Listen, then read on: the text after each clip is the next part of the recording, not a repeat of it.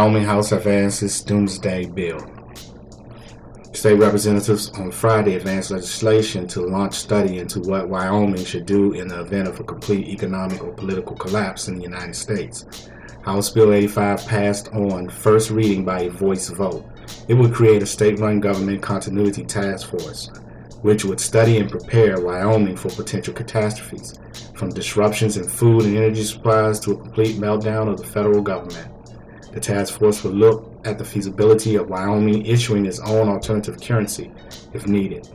And House members approved an amendment Friday by State Representative Kermit Brown to have the task force also examine conditions under which Wyoming would need to implement its own military draft, raise a standing army, and acquire strike aircraft and an aircraft carrier.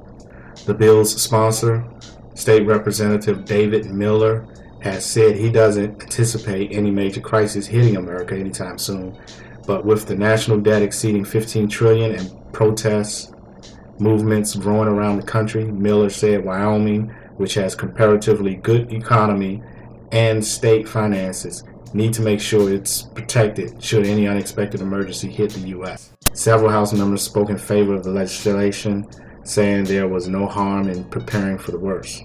The task force would include state lawmakers, the director of the Wyoming Department of Homeland Security, the Wyoming Attorney General, and the Wyoming National Guard Adjutant General, among others.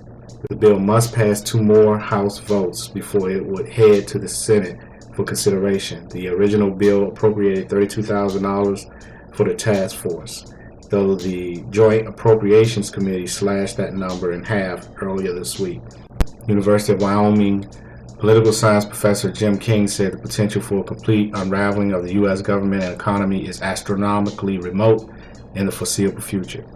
But King noted that the federal government set up a Continuity of Government Commission in 2002, of which former U.S. Senator Al Simpson was co-chairman. However, King said he didn't know of any state that had established a similar board.